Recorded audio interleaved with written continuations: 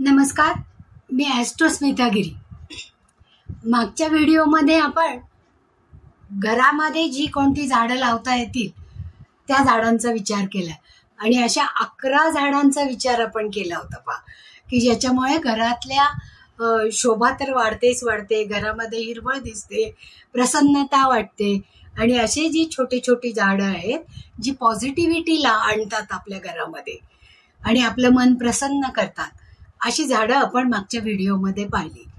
आता घराच्या भोवती आपलं जे प्रांगण असतं, म्हणजे घराच्या बाहेर असणारं अंगण, त्याच्यामध्ये कोणती कोणती झाडं लावलेली चालतात हे आपण वास्तुशास्त्राच्या दृष्टिकोनातून पाहणार आहोत. आता वास्तुशास्त्राने आपल्या ऋषीमुनींनी पूर्वीपासूनच या पंचमहाभूतांचा जो आविष्कार आहे, म्हणजे पृथ्वी, जल, अग्नी, वायू आणि या सगळ्यांमध्ये असणारं आकाश तत्व, या सगळ्यांची इतकी उत्कृष्ट सांगड घातलेली आहे आणि त्याचा आपल्या जीवनाला उपयोग व्हावा म्हणून ही झाडं आपल्या घराभोवती कोणती असावीत. कारण जेव्हा जेव्हा घराभोवती झाडं असतात तेव्हा वातावरण प्रसन्न होतं, तिथे पशुपक्षी येतात आणि नैसर्गिक वातावरणाचा लाभ आपल्याला सगळ्यांना होतो. आता शहरांमध्ये पहा, मोठ्या मोठ्या सोसायट्या झालेल्या आहेत, त्यांना सुद्धा कंपल्सरी केलेलं आहे की त्यांनी झाडं लावणं कंपल्सरी आहे.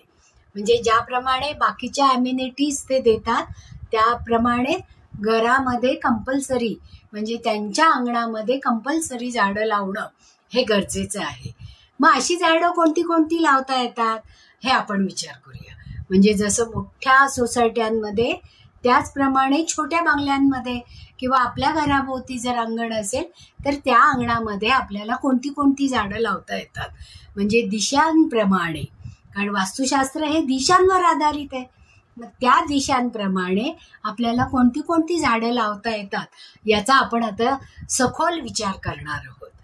आता मनुष्यालय चंद्रिका या ग्रंथामध्ये विविध वृक्ष घराच्या भोवती कोणते कोणते असावेत याचं विस्तृत वर्णन केलेलं आहे आणि त्याच्याप्रमाणे घरामध्ये अशा प्रकारची जर अंगणामध्ये झाडं लावली तर त्याचा आपल्या जीवनावर काय उपयोग होतो हे पण स्पष्ट केलेलं आहे या मनुष्यालय चंद्रिका या ग्रंथामध्ये.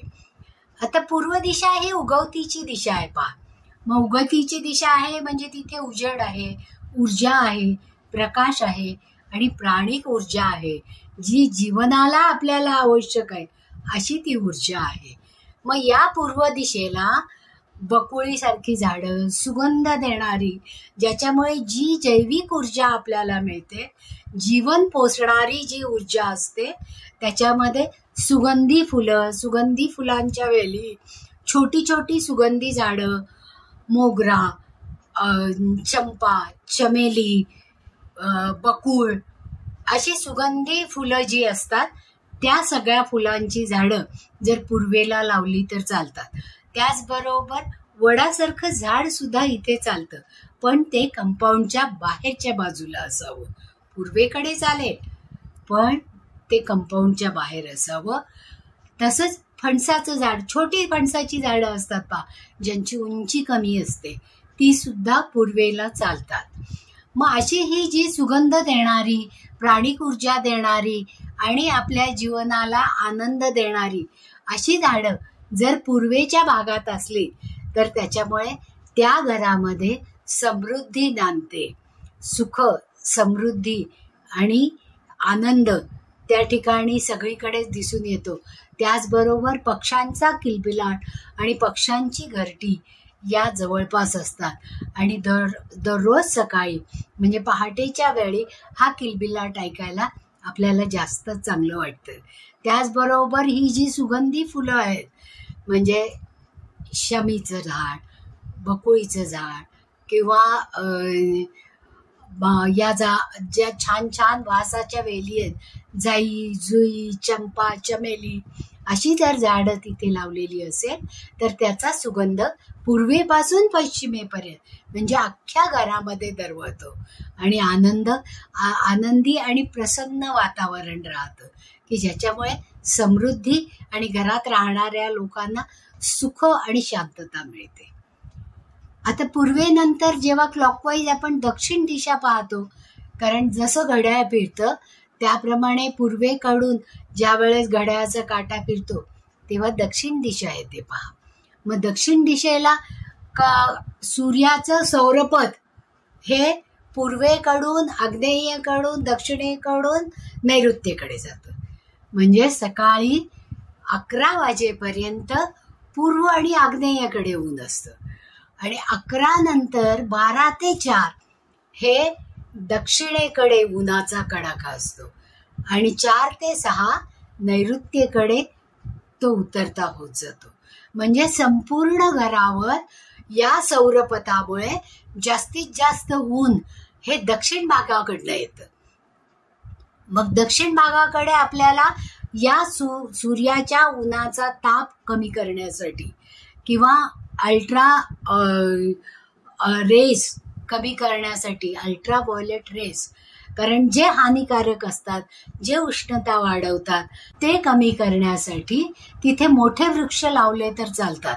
म्हणजे औदुंबर, चिंच, सुपारी किंवा अशोकासारखी उंच जाणारी झाडं की जी उंच जातात आणि ज्याचा डोलारा खूप मोठा असतो की ज्याच्यामुळे या सौरपथाची जास्तीत जास्त उष्णता ही शोषून घेतली जाते.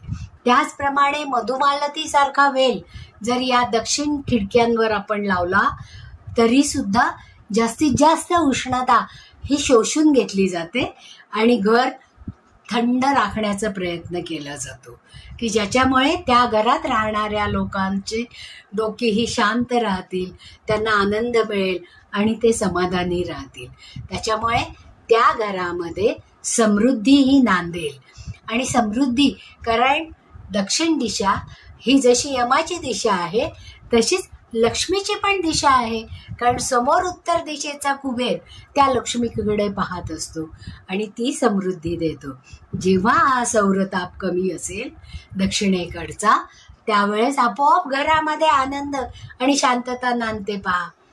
आता पश्चिम दिशेचा विचार करू आपण. पश्चिम दिशा ही मावळतीची दिशा आहे पहा आणि ती शनी महाराजांच्या सारख्या ग्रहाची दिशा आहे की जिथे अंधाराचं साम्राज्य असतं पहा. आणि शनी महाराजांना पिंपळाचा वृक्ष अत्यंत आवडतं. मग पश्चिम दिशेला पिंपळासारखे मोठी झाडं चालू शकतात की जी शुभ असतात आणि त्याचा जो पसारा असतो तो त्या पश्चिम भागामध्ये पसरू शकतो. आणि पश्चिम भागामध्ये ज्या वेळेस पिंपळाचं झाड असतं त्यावेळेस आपण म्हणतो की पिंपळामध्ये ब्रह्मा, विष्णू आणि महेश या तिघांचाही वास असतो पहा. म्हणजे ऑटोमॅटिक संध्याकाळच्या वेळेला तिथे लक्ष्मी आणि अलक्ष्मी दोघीही असतात. पण ज्यावेळेस आपण लक्ष्मीचं आवाहन करतो त्यावेळेस तिथे लक्ष्मीच आपल्या घरामध्ये येते आणि लक्ष्मीला प्रसन्न करण्यासाठी ही दिशा शुभ आहे. म्हणून इथे पिंपळ किंवा अशोकाची उंच झाडं असलेली जास्त चांगली असतात किंवा मोठे मोठे वृक्ष जे आहेत ते पश्चिम दिशेला लावले तर चालतात की ज्याच्यामुळे शुभ ऊर्जा आपल्याला मिळते. आता उत्तर दिशा ही सगळ्यात पॉझिटिव्ह दिशा आहे पहा. म्हणजे जैविक आणि प्राणिक ऊर्जा देणारी ही दिशा आहे. ती थंड आणि शांत असते कारण इथे जलाचा आविष्कार झालेला असतो. मग इथे लावायची झाडं ही नाग, प्लक्ष, आंबा यासारखी झाडं इथे जर लावली तर ती शुभ असतात. किंवा सुगंधी फुलांची झाडं सुद्धा या ठिकाणी चालू शकतात. म्हणजे बकुळ किंवा इतर जी छोटी जाईजुईच्या वेलाचे मंडप जी सुगंध पसरवतील, रातराणीसारख्या झाडांची किंवा कवठी चाफा की ज्याचा सुगंध खूप वेळ राहतो आणि जास्त दरवळतो. त्याचप्रमाणे सोनचाफा, त्याचं झाड छोटं झाड पण ज्याच्यावर भरपूर फुलं असतात की ज्याच्यामुळे ते सुगंध, ती प्राणिक ऊर्जा आणि जैविक ऊर्जा आपल्यापर्यंत येते. म्हणून मनुष्यालय चंद्रिकामध्ये ही झाडं आपल्या घराभोवती या दिशांना, 4 प्रमुख दिशांना असणं महत्त्वाचं आहे असं नमूद केलेलं आहे. कारण आपण या पंचतत्वांचा म्हणजे पृथ्वी, अग्नी, जल आणि वायू, त्यामध्ये असणारं आकाश, या सगळ्या तत्वांचा योगमय उपयोग करून आपल्या जीवनामध्ये घेतो. म्हणून झाडं आणि वनस्पती हे आपल्याला आनंद देणारी असतात. मग अशासारखीच झाडं आपल्या घराभोवती असायला पाहिजेत. म्हणजे जसं घरातली कोणती झाडं असायला पाहिजेत, त्याचप्रमाणे घराभोवती कोणती झाडं असायला पाहिजेत, याच्यावर आज आपण सविस्तर चर्चा केली. आवडलं असेल तर लाईक करा, सबस्क्राईबही करा आणि हीच माहिती तुमच्या सगळ्या नातेवाईक किंवा मित्रमैत्रिणींपर्यंत पोचवायची असेल तर शेअरही करा. पुन्हा भेटूया पुढच्या व्हिडिओमध्ये. धन्यवाद.